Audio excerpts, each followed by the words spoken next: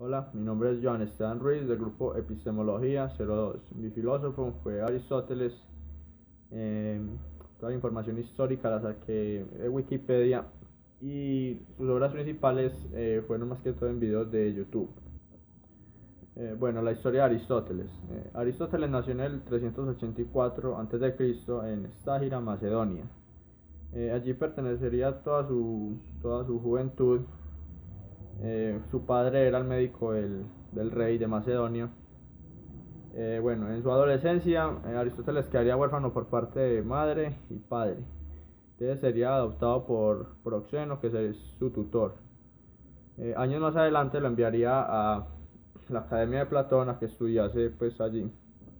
Allí estuvo durante 20 años, siendo tanto estudiante como maestro, ¿sí? Estuvo hasta la muerte de su maestro Platón, y allí decide entonces embarcar su viaje hasta Asia Menor, donde viviría allí con su amigo Hermías durante 3 años.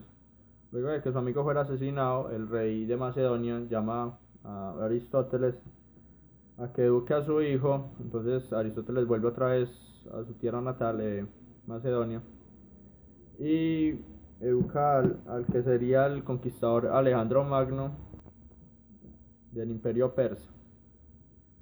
Años más adelante, Aristóteles decide volver a Atenas a montar su propia escuela, sí, algo similar al de Platón, a la que llamará Liceo. La mayoría de sus clases eran públicas y gratuitas. También se dice que la mayoría de las obras que se conservan de él son de este periodo.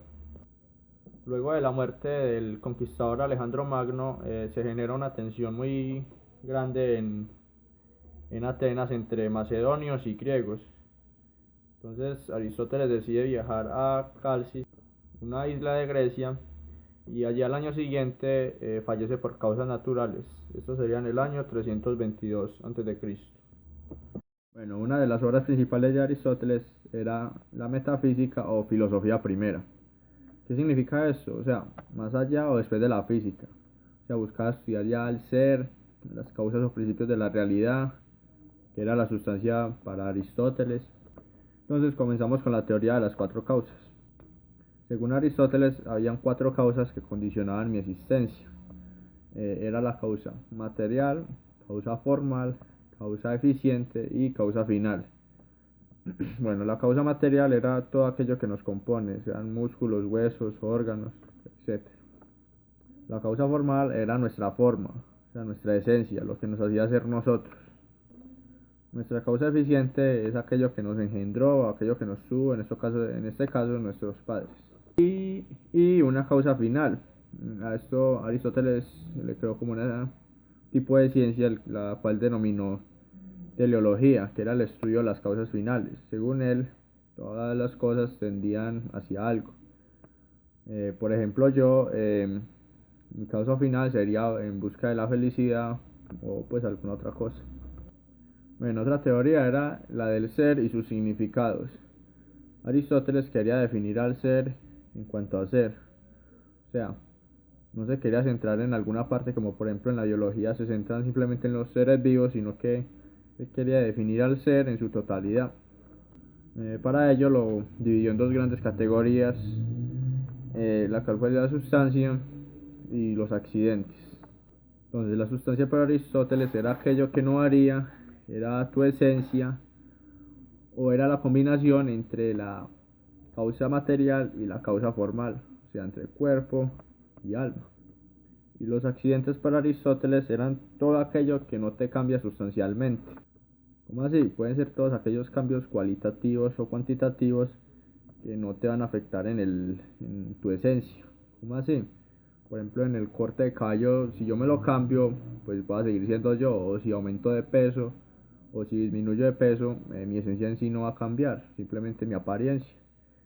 Esto es a lo que Aristóteles denomina accidente.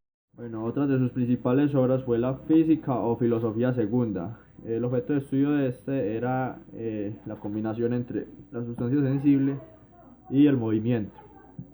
¿Cómo así?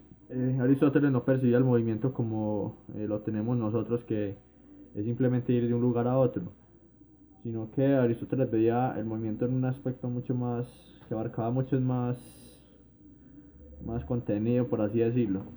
Entonces, Aristóteles tenía varios tipos de movimiento. Era cambio de lugar, cambio cuantitativo, cambio cualitativo y cambio esencial. Entonces, el cambio de lugar es ir de un lugar a otro, como lo dije anteriormente. El cambio cuantitativo es un cambio que se pueda calcular numéricamente, por ejemplo, eh, el aumentar o bajar de peso, aumentar de estatura, pues sí, todo eso que se puede medir. Cambio cualitativo es un cambio en alguna cualidad, puede ser por ejemplo un corte de cabello, algún bronceado o alguna de estos pues, aspectos cualitativos. Y el último es el cambio esencial. Aristóteles dice que este es el más radical, pues porque solamente se dan dos casos, que es cuando naces, que es cuando se genera pues tu esencia, eres único y diferente, y cuando mueres dejas de existir y es un cambio esencial, pues deja de existir tu sustancia y lo que eras. Aristóteles también denomina o quiere explicar el movimiento en dos partes, que sería el ser en acto y el ser en potencia. Bueno, el ser en acto es lo que es este ser actualmente, ¿sí? Tomemos de ejemplo un árbol. Un árbol de por sí es simplemente eso, pero el ser en potencia es todas esas posibilidades que le podemos dar a aquel árbol. Por ejemplo, en una casa, en un puente o algún material de estudio como puede ser algún lápiz o pues sí, todas esas posibilidades en las que podemos convertir aquel árbol. Bueno, Aristóteles dice que si lo que el ser en acto se convierte en las posibilidades del ser en potencia, entonces hay un movimiento.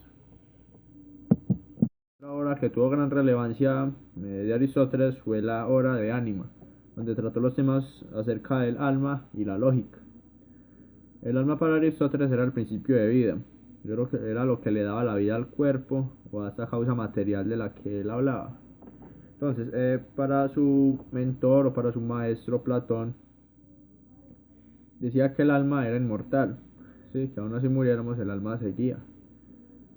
Para Aristóteles no era así, Aristóteles decía, el alma deja de existir cuando nosotros dejamos de existir, ¿sí? Bueno, entonces para Aristóteles él tenía varios tipos de alma, ¿sí? Él los clasificó en tres tipos. Entonces, la primera era el alma vegetativa, que se encargaba simplemente de la reproducción y crecimiento. Este tipo de alma estaba presente en las plantas, en los animales y en los seres humanos. Bueno, el otro tipo de alma era alma sensitiva. Aristóteles decía que esta alma la tenían tanto animales como humanos y era la encargada pues de percibir las sensaciones, preferencias, los deseos, de evitar el dolor, de generar movimiento. Y por último está el alma racional, que solamente lo tenemos los seres humanos y que esto nos permite pensar en crear nuevas ideas, el intelecto, en razonar, ¿sí? Todas estas cuestiones pues. Bueno, y acerca de la lógica, Aristóteles fue el primer hombre que propuso una estructura de razonamiento correcto. Para ello creó el principio de no contradicción. ¿En qué consiste este principio? Bueno, Aristóteles decía, nada puede ser y no ser a la misma vez. ¿Cómo así? Por ejemplo, yo no puedo ser fuerte y débil a la misma vez, si estamos hablando pues de la misma fortaleza. Sí, entonces esta más o menos es la idea de este principio. En la estructura del razonamiento correcto, Aristóteles decía que primero debían haber unas premisas, ¿sí? O sea, una afirmación, cuando juzgamos, cuando hacemos alguna proposición. Y debe haber un nexo con las conclusiones, que puede ser otra premisa. Para que lo entendamos más fácil, aquí hay un ejemplo muy común que es, la primera premisa sería, todos los hombres son mortales. El nexo entre la conclusión sería otra premisa, que es, Sócrates es un hombre. Entonces, como conclusión podemos decir que Sócrates es mortal. Sí, entonces esta es más o menos la idea o la esencia pues de la estructura del razonamiento que propone Aristóteles. Bueno, en mi telar quise representar la sustancia para Aristóteles. Entonces, el del telar está dividido en varias partes. Entonces, estos hilos de color morado que rodean toda la estructura serían la materia, o sea, nuestro cuerpo, nuestros músculos, nuestros órganos. Todos estos hilos que están alrededor serían nuestras características, ¿sí? Todas esas características que nos hacen ser un ser único y diferente. Y lo que está aquí en el centro lo denomino yo pues como la esencia. ¿Por qué? Porque si este circulito que tenemos acá de alambre se llegara a dañar, todas estas características también se afectarían, pues dejaríamos de existir. Entonces, este sería el ser, en sí la esencia de nosotros. Estas son nuestras características, sí, todos los hilos que van hacia el centro. Y lo que los rodea sería nuestra materia. Entonces, para Aristóteles, esta conjugación sería la sustancia, que también le denomina ilemorfismo, que significa materia más forma.